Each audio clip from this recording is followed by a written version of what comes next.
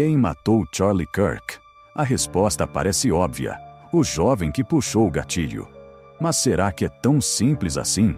Ou será que esse disparo começou a ser preparado muito antes, nas salas de aula infestadas de professores militantes, nas manchetes que distorcem fatos e nas narrativas políticas que desumanizam quem pensa diferente? Este vídeo não é sobre um assassino isolado, é sobre um sistema inteiro que, ao fabricar ódio, pode ter colocado sangue nas mãos de mais gente do que você imagina. Capítulo 1: Infância e Educação. Como ideologias entram cedo na mente. Desde cedo, cada criança é moldada por forças invisíveis. Antes mesmo de ter consciência crítica, ela já respira a atmosfera cultural e política do meio em que cresce. Professores, livros didáticos, manchetes de jornais deixados sobre a mesa, conversas em casa, programas de TV, tudo isso vai formando a lente pela qual ela enxergará o mundo. E é nesse terreno fértil que se insere um fenômeno perigoso: a infiltração de ideologias políticas no coração da educação. O que deveria ser um espaço de pluralidade, debate aberto e formação do pensamento crítico, muitas vezes se transforma em um laboratório de doutrinação. Não é preciso que o professor declare em sala de aula a sua bandeira partidária. Basta selecionar quais autores serão lidos e quais serão silenciados, quais valores serão exaltados e quais serão ridicularizados. Uma criança de 10 anos não percebe manipulação ideológica. Ela apenas repete o que a autoridade maior da sala, o professor, diz ser verdade. E assim, pouco a pouco, forma-se um padrão de pensamento. O conservador é o vilão, o cristão é retrógrado, o liberal é insensível, o opositor é inimigo. Em vez de estimular o raciocínio independente, a escola se torna um palco onde as ideologias ganham roupagem de ciência inquestionável. É ali que nasce a primeira semente do ódio. Ao longo das décadas, isso não se restringiu a casos isolados. Muitos países viveram ondas de educação militante. Nos Estados Unidos, pesquisas mostram que mais de 70% dos professores universitários se declaram alinhados à esquerda progressista.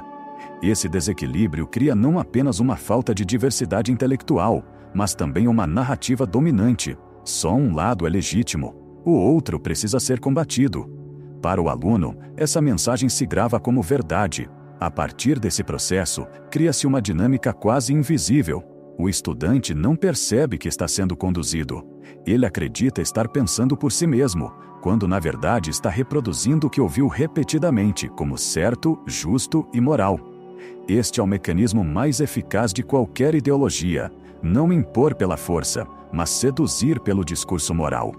Assim, o jovem que cresceu ouvindo que todo conservador é um inimigo da sociedade, já está condicionado a enxergar a violência não como crime, mas como resposta.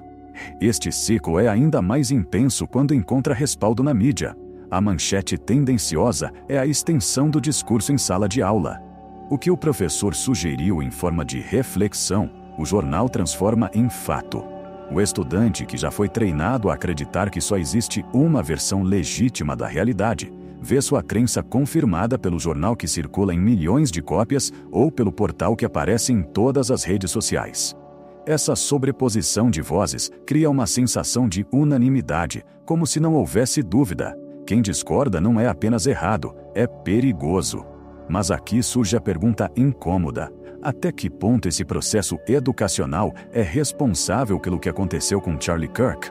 Podemos dizer que o atirador foi apenas fruto de uma obsessão pessoal, um caso isolado, ou foi também produto de uma geração que aprendeu desde cedo que o inimigo conservador deveria ser combatido a qualquer custo? Essa é a reflexão que muitos evitam, porque admitir essa possibilidade é reconhecer que o crime não começou no momento em que o dedo puxou o gatilho. Começou anos antes, nas aulas, nos corredores das escolas, nas palavras repetidas como mantras de intolerância. E se isso for verdade, significa que cada professor que usou a sala de aula como palanque, cada editor que aprovou uma manchete manipuladora, cada autoridade que se calou diante da radicalização, contribuiu, ainda que de forma indireta, para a tragédia. Talvez sem perceber, talvez acreditando que apenas formavam consciência crítica. Mas no fundo, Cada um ajudou a construir o ambiente que tornou possível a violência. Essa não é uma acusação fácil de ouvir, porque ninguém gosta de admitir que sua profissão, sua ideologia ou sua omissão pode ter consequências fatais. Mas é justamente aí que está o ponto mais doloroso da análise. Se quisermos entender de fato por que Charlie Kirk foi morto, precisamos olhar além do assassino. Precisamos ter coragem de enxergar como ideias plantadas na infância podem florescer em ódio letal na vida adulta. Capítulo 2. A máquina da mídia. Narrativas, rótulos e desumanização. Quando se fala em manipulação midiática, muitos pensam em censura explícita, em governos autoritários que fecham jornais ou em jornalistas sendo presos. Mas o mecanismo mais poderoso da mídia não é o silêncio, é a narrativa. Não é o que se omite, mas como se enquadra o que é mostrado. É nesse ponto que a morte de Charlie Kirk se transforma em um exemplo doloroso de como a imprensa pode moldar consciências. Logo após o assassinato, em vez de luto ou solidariedade, manchetes começaram a rotulá-lo: líder da extrema-direita americana, apoiador radical de Trump, figura controversa que dividia opiniões. Palavras escolhidas com precisão cirúrgica, capazes de gerar no leitor uma sensação de que, de alguma forma, havia justificativa. O crime era real, mas a narrativa sugeria que a vítima era menos inocente do que parecia. Esse processo tem nome: desumanização midiática. Quando alguém é reduzido a rótulos, deixa de ser visto como pessoa e passa a ser apenas um símbolo. Kirk não era mais um homem, marido, filho, amigo. Era o conservador radical, o polemista de direita.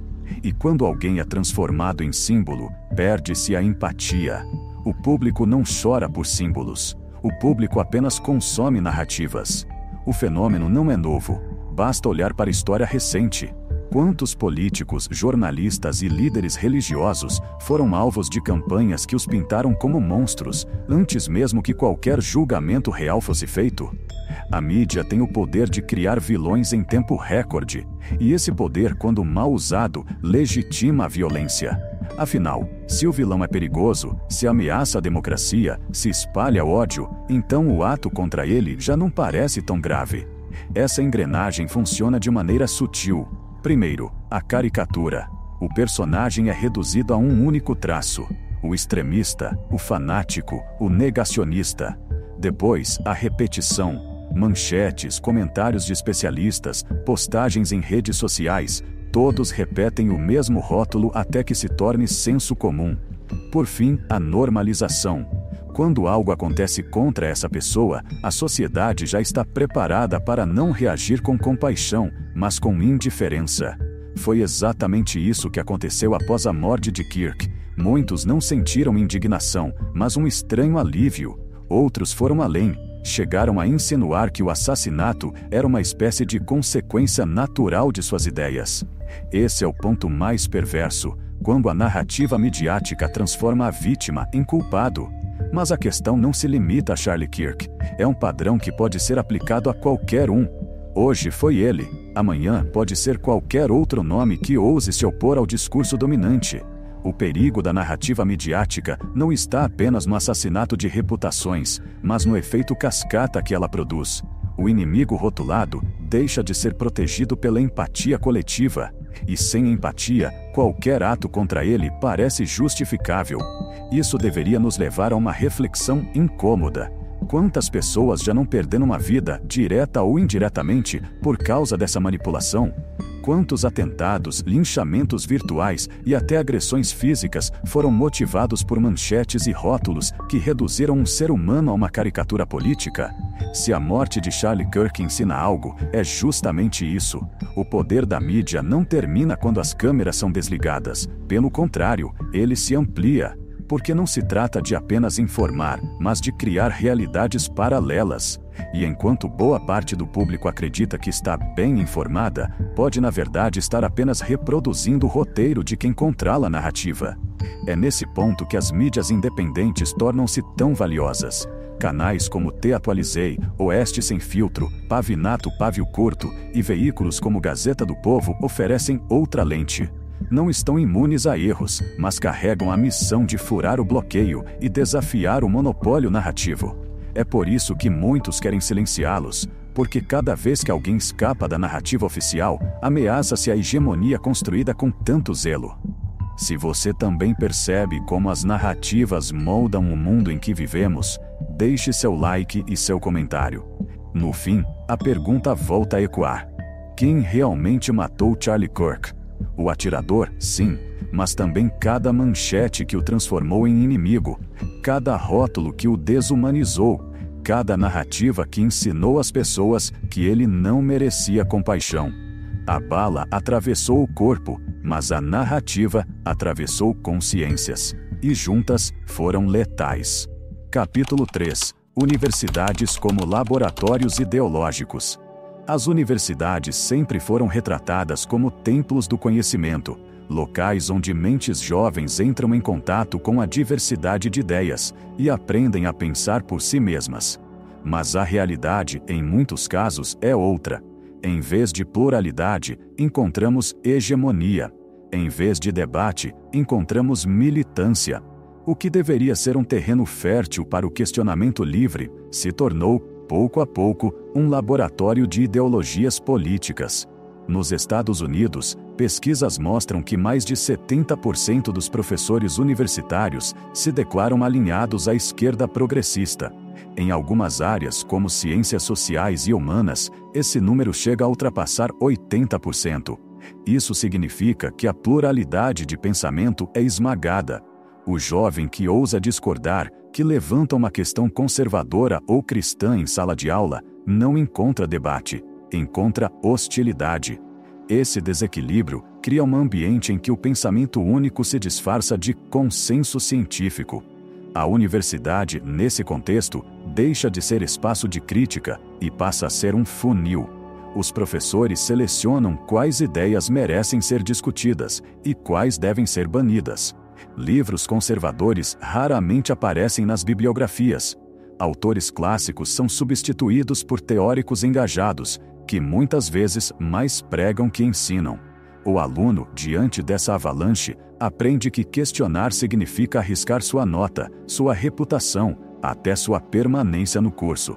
Essa pressão cria um fenômeno perverso, a autocensura. Muitos estudantes deixam de expor suas opiniões por medo da reação. Em vez de estimular a coragem intelectual, a universidade ensina o silêncio.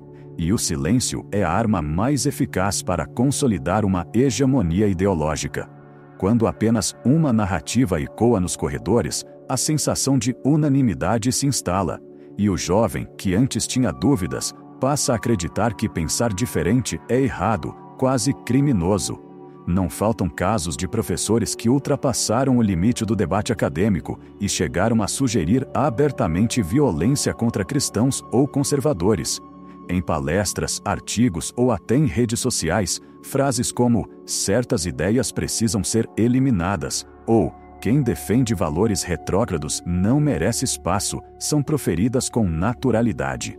Poucos percebem o perigo dessa retórica, porque quando você desumaniza um grupo, quando você insinua que ele não merece existir, está plantando a semente que, mais cedo ou mais tarde, pode florescer em violência real. Esse ambiente de hostilidade, somado à pressão cultural externa, gera um perfil previsível.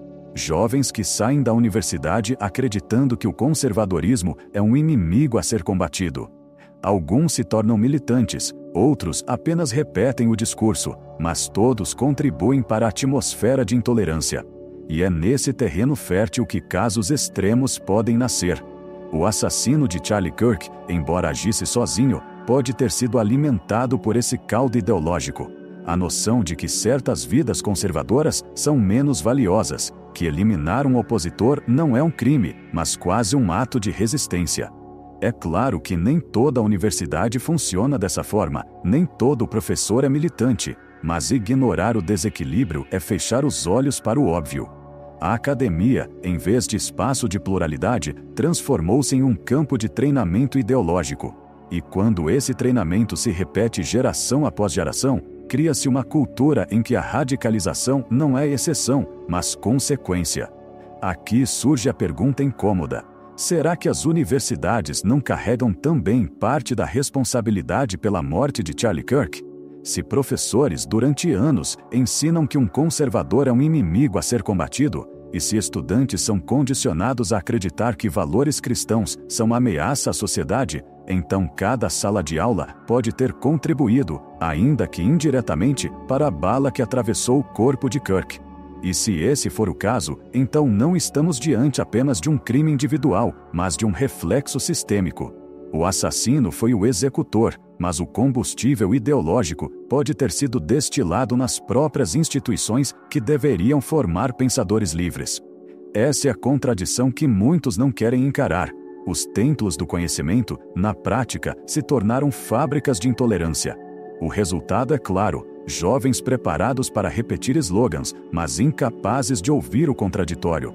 Universidades que deveriam gerar cidadãos conscientes acabam formando soldados ideológicos. E cada vez que uma bala atravessa o corpo de alguém rotulado como extremista, a academia pode se orgulhar, em silêncio, de ter cumprido sua missão não declarada: ensinar a odiar. Capítulo 4. O papel dos políticos e autoridades na criação do ódio.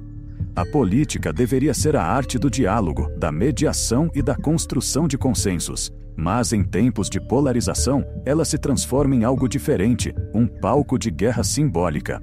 E quando políticos e autoridades escolhem conscientemente esse caminho, o resultado não é apenas discurso inflamado, é a legitimação do ódio. O assassinato de Charlie Kirk, embora cometido por um indivíduo, precisa ser analisado dentro desse contexto.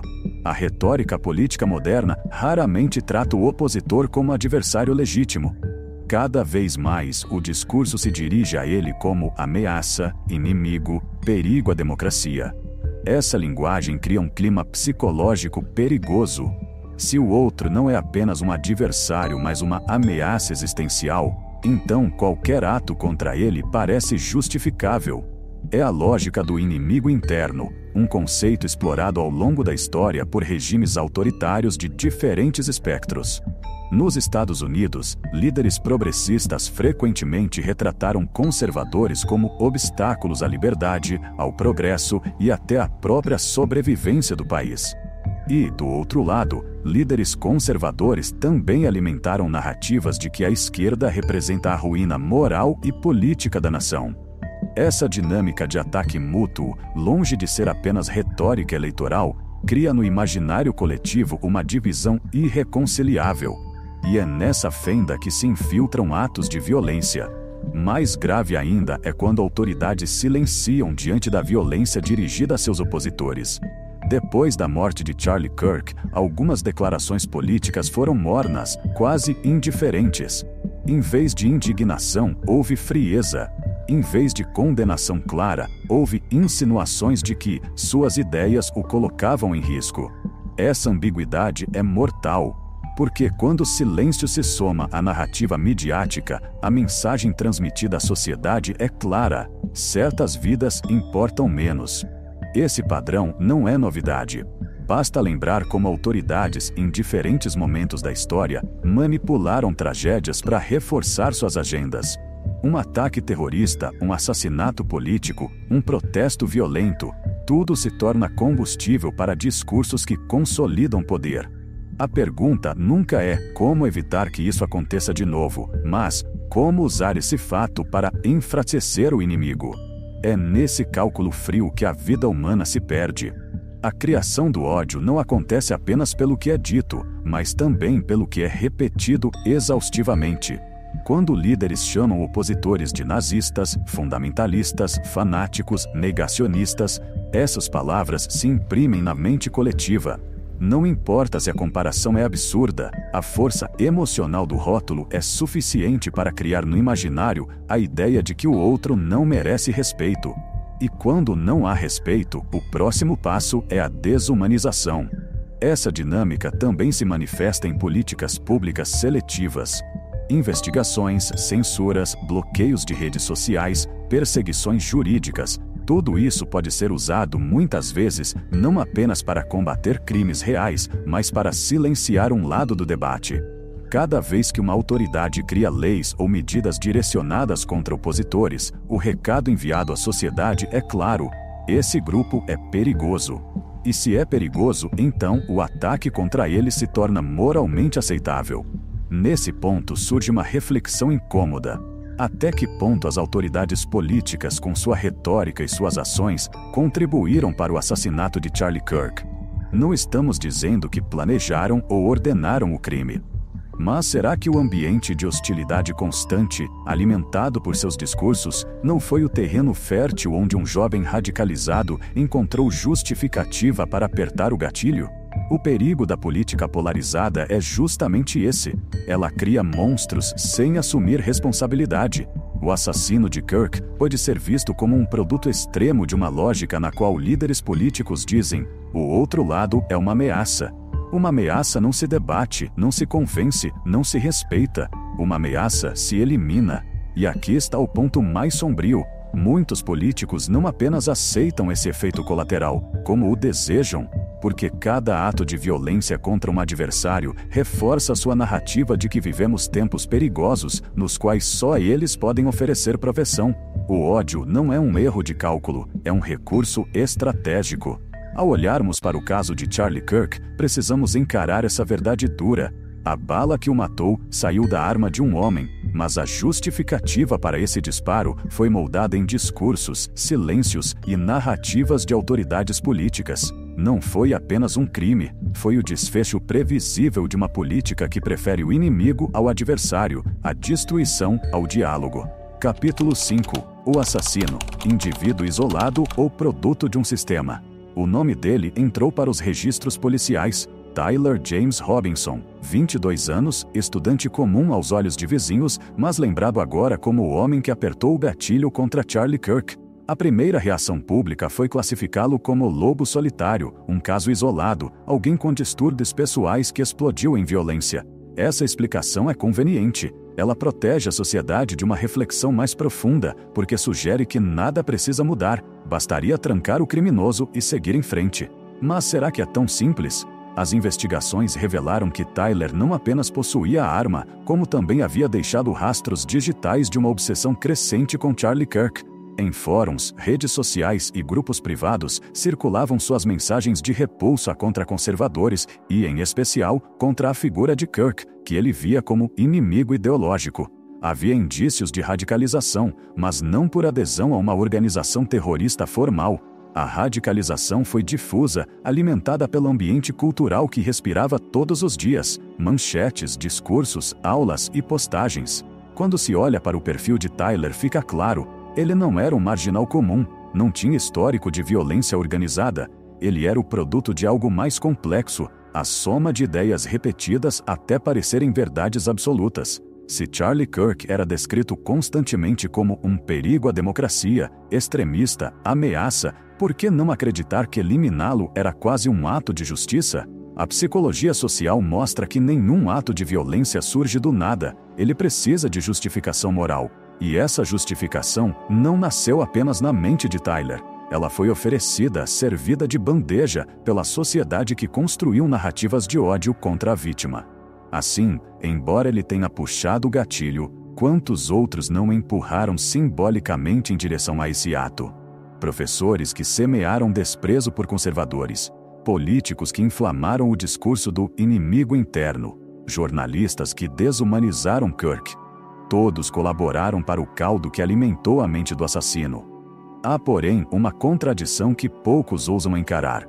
Ao chamar Tyler de lobo solitário, a sociedade tenta isolar o problema em um único indivíduo. Mas e se ele não for exceção? E se for apenas um sintoma de um fenômeno maior, uma geração inteira educada sob a lógica da intolerância? A ideia de que conservadores são inimigos, de que cristãos são ameaça, de que o outro lado deve ser eliminado, não é invenção de um jovem.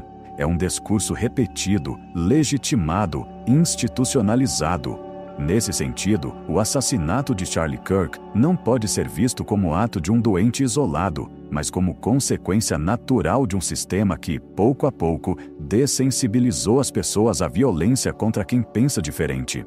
O gatilho estava nas mãos de Tyler, mas o ódio estava espalhado em milhões de consciências que aplaudiram, justificaram ou simplesmente se calaram diante da tragédia. Essa reflexão nos obriga a enfrentar um dilema ético. Se continuarmos a aceitar a narrativa do caso isolado, continuaremos a repetir a mesma história. Amanhã será outro nome, outro alvo, outro corpo, e novamente diremos: foi apenas um louco. Mas quantos loucos são necessários até admitirmos que não se trata mais de exceção, mas de padrão? O caso de Tyler James Robinson é, no fundo, o espelho de um sistema. Ele não nasceu assassino. Ele foi moldado por discursos, por silêncios, por ambientes de hostilidade. E se não tivermos coragem de admitir isso, continuaremos a produzir novos Tylers, prontos para apertar o gatilho contra qualquer um que seja transformado em vilão pela narrativa dominante. No final, a pergunta que paira não é apenas quem matou Charlie Kirk. É também quantos ainda matarão enquanto fingimos que o problema é apenas individual. A verdade é dura. Tyler foi o executor, mas não foi o único culpado. Ele é a ponta de uma cadeia, o resultado final de um processo coletivo de desumanização. E enquanto não rompermos essa cadeia, novas tragédias continuarão a acontecer. Desfecho. O dedo no gatilho foi um, mas as mãos que carregam sangue são muitas. A morte de Charlie Kirk não pode ser reduzida a um boletim de ocorrência. Não foi apenas um jovem que apertou o gatilho em um campus universitário. Foi o resultado de um processo lento, invisível e perverso. A construção de uma mentalidade coletiva que aprendeu a odiar, que aprendeu a desumanizar, que aprendeu a justificar a violência contra quem pensa diferente. O assassino tinha nome, idade, endereço, mas as ideias que moldaram sua decisão não nasceram com ele. Foram plantadas em salas de aula, repetidas em manchetes, legitimadas por autoridades e normalizadas em universidades. Nesse sentido, a pergunta que paira não é apenas quem matou Charlie Kirk. É também quantos ainda matarão enquanto fingimos que o problema é apenas individual. A verdade é dura. Tyler foi o executor, mas não foi o único culpado. Ele é a ponta de uma cadeia, o resultado final de um processo coletivo de desumanização. E enquanto não rompermos essa cadeia, novas tragédias continuarão a acontecer. O tiro partiu de uma arma, mas foi alimentado por décadas de discursos. Este é o ponto que incomoda. Quando perguntamos quem matou Charlie Kirk, a resposta é desconfortável demais para a maioria. Por que admitir que todos contribuíram? Professores, jornalistas, políticos, universidades, cidadãos que aplaudiram ou se calaram, é reconhecer que o sangue não está apenas nas mãos do atirador, mas espalhado em uma sociedade inteira. E se esse diagnóstico for verdadeiro, então a morte de Kirk não é um fim, mas um aviso, um sinal de que continuaremos a produzir novos assassinos enquanto mantivermos a lógica da desumanização. Hoje foi Charlie Kirk, amanhã poderá ser qualquer outro que ouse discordar da narrativa dominante. No fundo, a pergunta que fica é: até quando vamos fingir que se trata de casos isolados? Até quando vamos aceitar a explicação confortável do lobo solitário? Até quando vamos permitir que a bala seja disparada primeiro na mente, antes de atravessar corpos? Talvez seja a hora de assumir que o verdadeiro campo de batalha não é o das armas, mas o das ideias. E se continuarmos a alimentar um sistema que premia o ódio, cada nova tragédia não será um acidente, mas a consequência lógica de um ciclo que nós mesmos ajudamos a manter. Se você também acredita que a vida humana não pode ser reduzida a narrativas, deixe seu like e seu comentário. Sua opinião é parte dessa resistência contra o silêncio. Apoie e siga as vozes independentes que ainda ousam questionar. Enquanto ainda podem falar, são um farol contra a escuridão que tenta calar quem pensa diferente.